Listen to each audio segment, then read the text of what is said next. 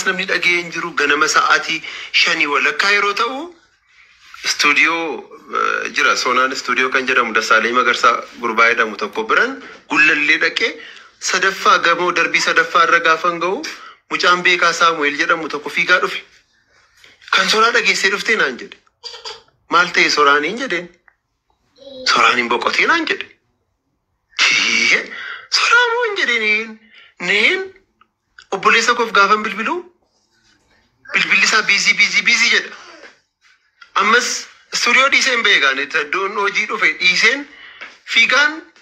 konkolaataa nam fiigee miti Paawuloosiin gaafa geenyu hiriyaan koo tokko jira dooktarri tokko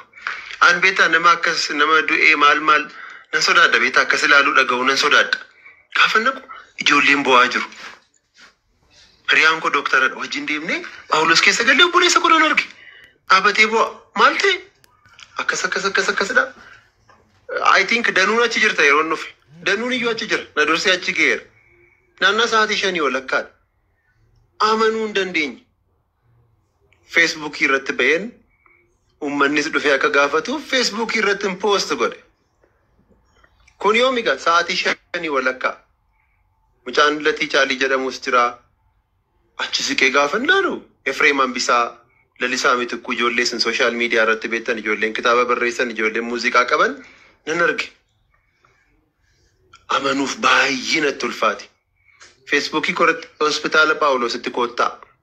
kan jedhudha warri ammas amanuuf hin ulfaataa maaliif akka inni du'e hin beekamu hiriyoota isaatti siqeen gaafadhe eeyyuufaa wajjin jiraata mucaan kun jedheen gaafadhe jennaan obboleettii isaa wajjin jiraataa jedhan obboleettii qaba moo hin jedhee gaafadhe obboleettii qabaa jedhan maal ta'e shaaworii keessatti kufe shaaworii keessatti kan kufu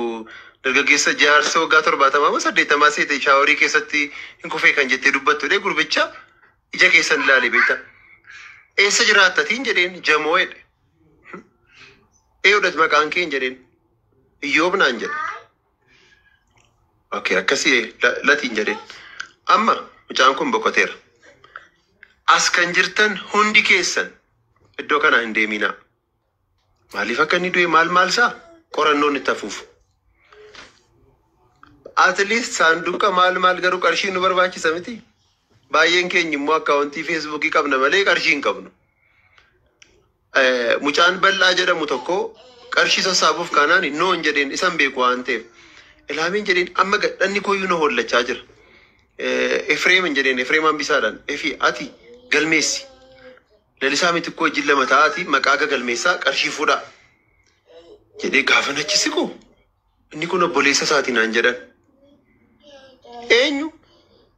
haadhoo dhumti isaa hangafti isaa obboleessadhaa jedhan okay at least namni abbummaadhaan waan ta'e gaafatee qorachuu danda'u namni tokko jira mitiire namni guddaan tokko isa nan argee maqaa sin gaafannee maaliin jennee hundi keenya hin boonyaa amma samanuuf hin ulfaata sooraan maaliif akka inni du'e beekamaa miti kanaaf Paawuloositti akkasitti koottaa maaliif diippilii baastee dubbachuu hin dandeessu namoonni hundumtuu waan itti fakkaate hundumtuu nama baay'eetu waan baay'ee jedhame baay'isee waan baay'eetu odeeffame achitti waa'ee tiraafikiin konkolaataatu akkas godhee jedhamee dhufee maal jedhamee nama baay'ee dubbata garuu nama odeeffame namatu akkas jedhu malee abbaa jedhe sanan argattu maamme achi booda maal goone obboleessi isaa gurbaan tokko jira mootii kan jedhamu jira saanduqa reeffaa isatu bite kiisii isaa keessaa baasee bite baay'isee dhaqee fidee dhufee obboleessa waamameetu dhufee reeffaa ilaaluu jedhame maaliif reeffa namni kan biraa ilaaluu hin danda'u namni kan biraa ormicha eeggachuu hin danda'u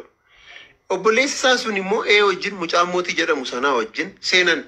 nuti gaama bakkeedha abaaboo bituu waraqaa barreessisuu maalirra feesbuukiidhaan nama waamu kanarratti baay'ee biizii ta'aniiru